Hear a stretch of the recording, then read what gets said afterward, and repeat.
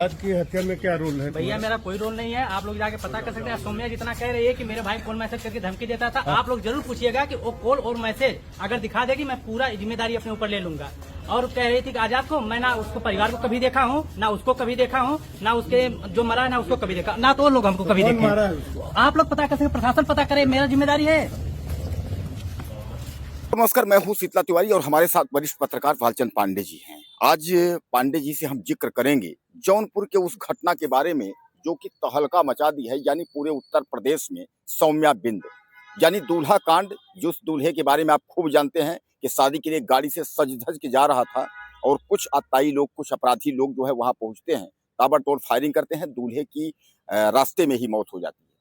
घटना जो है वह काफी तूल पकड़ता है। उसमें 3 नाम आते हैं, एक जो है भोले राजभर का, दूसरा प्रदीप बिंद का और तीसरा जो है रवि यादव का।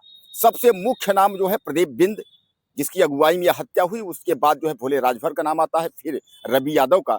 लेकिन जो है संयोग में कहें या इसको प्रयोग कहें या जो भी कहें, रवि यादव तीसरे नंबर का जो अपराधी था, उसका इनकाउंटर यानी फुल इनकाउंटर मुठभेड़ में वो मारा जाता है।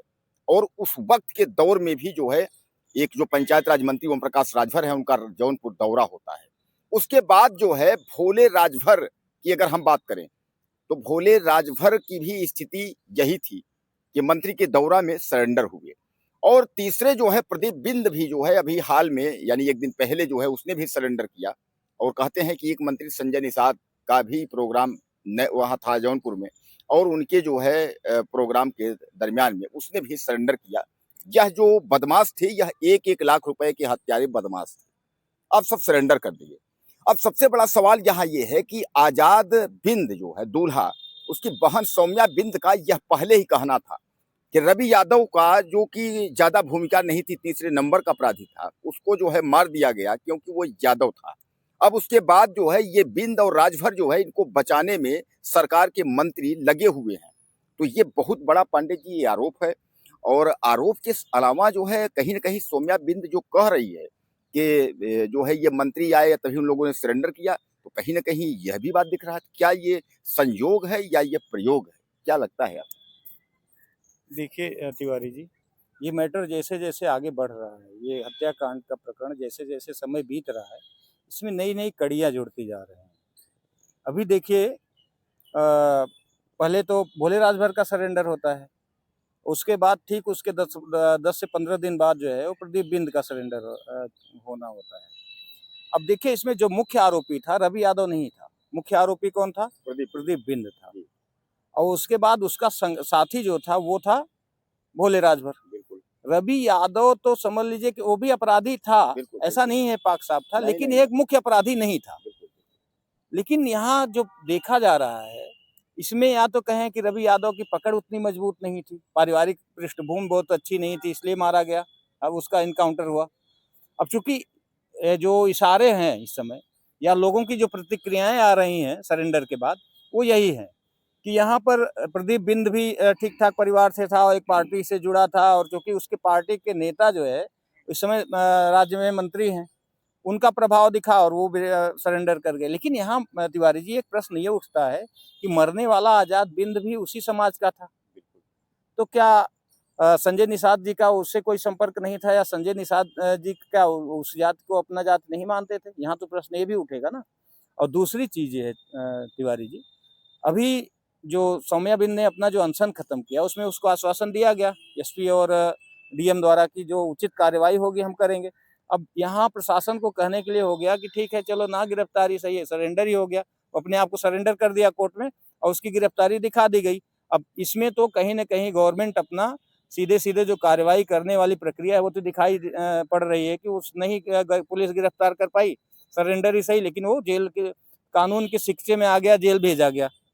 अब यहाँ जो सौम्या बिंद का की जो मांगे थी कि इनकाउंटर करना, बुलडोजर चलाना, या ढेर सारे नेताओं का जो के द्वारा जो आश्वासन दिया गया था कि नहीं उचित कार्यवाही की जाएगी और उनके खिलाफ जो है जो बुलडोजर प्रक्रिया होगी, बाकी इनकाउंटर, अच्छा यहाँ हाफ इनकाउंटर भी नहीं हुए दोनों के, दोनों सरेंडर कर गए।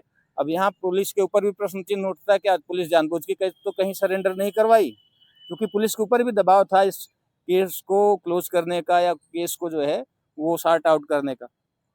तो यहाँ पुलिस के ऊपर भी प्रश्न यही उठता है कि क्या पुलिस के कहीं संज्ञान में सरेंडर कराया गया।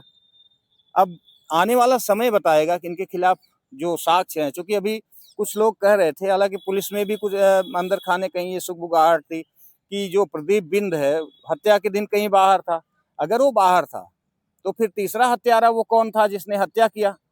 क्योंकि जो वीडियो फुटेज आ रहा है जो मोबाइल द्वारा खींचे गए हैं उसमें 3 हत्यारे दिख रहे हैं। पांडे जी तो उसमें कई प्रश्न हैं जो अभी आने वाले समय में पता चलेगा। अगर प्रदीप बिंद ही है तो क्या वास्तव में कारण क्या था जो हत्या का कारण बना? ये सब चीजें देखने पांडे की बात जी है। एक बड़ा सवाल जो है हमारे लोग जो है दर्शक जानना चाहते हैं कि जैसे अभी आपने कहा कि प्रदीप बिंद जो है यह कह रहा है और वह कह भी रहा है कि अगर हमने मारा है, अगर उसके बाद हमने धमकी दिया है, मैसेज, क्योंकि वो जब जेल से उतर रहा है, गाड़ी से उतर रहा है जेल के जाते समय, तो वो मीडिया से कह भी रहा है कि अगर हमने मारा है तो ऐसा, अगर सौम्या आरोप लगा रही है तो ऐसा उसके पास कुछ लिखित हो, धमकी मैंने दिया है, मोबाइल कोई चैट हो, कुछ हो तो वो जो है दिखाए। यानी लेकिन अभी आपने जो कहा एक बात कि वो उस समय बाहर था और ये सफाई अगर वो दे रहा है इस तरीके से, ये सफाई तो उसको पहले भी दे देनी चाहिए।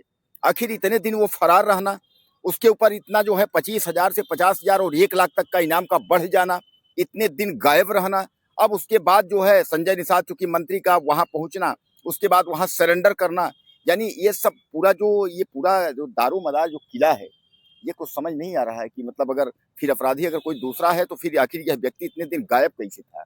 ये भी तो सवाल आ रहे हैं लोगों के सामने। नहीं, वही चीज तिवारी जी, देखिए यहाँ तो जो इस समय अपराधी अगर कहीं शरण लेता है तो उतना गुनहगार वो भी जो उसको शरण देने वाला है।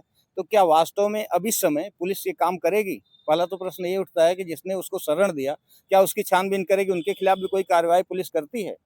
क्योंकि देखिए यहाँ ढेर सारे मैटर ऐसे हैं तिवारी जी जो अभी आए हैं प्रकरण, उसमें कई लोग ऐसे गिरफ्तार किए गए हैं कि जो अपराधियों को शरण दिए वो भी उसी उतने ही भागीदार अपराध के हुए जितना कि एक अपराधी होते हैं। तो क्या ये प्रदीप बिंद और भोले राजभर वाले में भी ऐसी कोई प्रक्रिया होगी या पुलिस कार्रवाई करेगी? पहली चीज।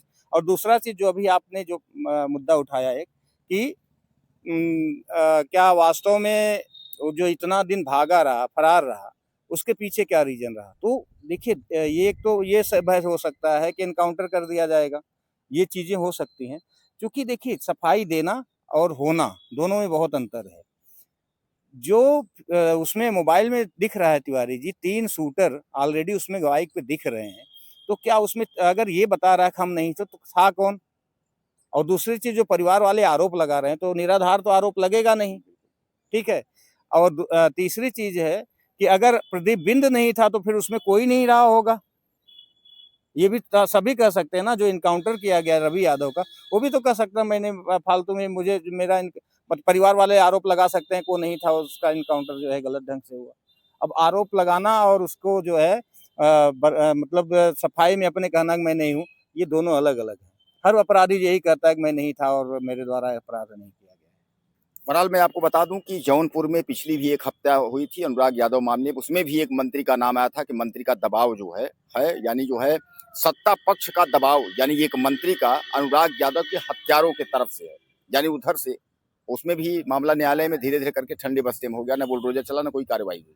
पांडे जी इस पर जो है एक हमारे दर्शक जो है लास्ट सवाल आपसे ये जानना चाहते हैं कि क्या न्यायालय की प्रक्रिया में अब इसी तरह जो है, क्योंकि अब देखिए बुलडोजर की ज्यादा वो नहीं है, संभावना नहीं है बुलडोजर चलेगा, क्योंकि अगर जो है हत्यारे 1-1 लाख के इनामी थे और वो बगैर किसी इनकाउंटर के अगर वो सीधे अगर सरेंडर कर गए तो अब बुलडोजर की या कोई प्रक्रिया की जरूरत नहीं है। क्या लगता है इनको अब आजीवन कारावास फांसी या होगा या बस इसी तरह के धीरे धीरे करके इस मामले को जो है निपटा दिया जाएगा? और एक दूसरा सवाल और कि जौनपुर में ऐसा क्या है कि जब बड़ी घटना कोई होती है तो उसमें जो है बचाव पक्ष में कोई ना कोई जो है एक तीसरे रास्ते में जो है कोई ना कोई मंत्री खड़ा हो जाता है? ये भी गंभीर सवाल है, हमारी जनता जो है जाननी चाहती है सब। देखिए ये तो कहीं न कहीं अपराध को जो है राजनीतिक शरण दिया जा रहा है। अगर इस तरह की घटना हो रही है, फिलहाल ये तो जांच का विषय है, पुलिस अपना पक्ष रखेगी और हमें तो नहीं लगता कि पुलिस हीला-हवाली करेगी। पुलिस से जो बन पड़ेगा वो कार्रवाई ज़रूर करेगी, क्योंकि पुलिस की साख पर भी कहीं न कहीं बन आया है। तो और दूसरी चीज़ ये है कि रही बात इस समय तिवारी जी, राजनीति का अपराधीकरण कहें या अपराधियों का राजनीतिकरण कहें, दोनों इस समय जो है वो चल रहा है। रही बात उनको सज़ा मिलने की, तो इस समय देखिए अपने यहाँ तिवारी जी ढेर सारे ऐसे प्रकरण आए हैं जहाँ की साक्ष्य के अभाव में अपराधी छूट जाते हैं। और चूंकि देखिए गवाह एक समय के बाद धीरे धीरे टूटने लगते हैं। बड़े बड़े जो हत्याकांड हुए हैं तिवारी जी, हमने देखा है कि ढेर सारे ऐसे प्रकरण आए हैं जहां गवाह जो है गवाही करने से ही मुकर जाते हैं। वो चाहे भय का, इस समय जो स्थिति है, एक तो भय, दूसरी चीज लालच। यहाँ हर कोई जो है इस समय लालच और भय के नाते गवाही करने से मुकर जाता है, और जो मुख्य अपराधी है ना, वो सजा से जो है वो वंचित रह जाते हैं, सजा उनको नहीं मिल पाती।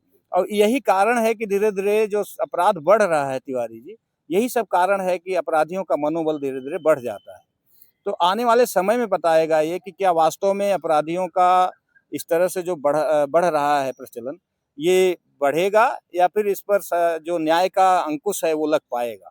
क्योंकि देखिए न्याय तभी मिल पाएगा, कानूनन सजा उसको तभी मिल पाएगी जब कोई साक्ष्य मिलेगा।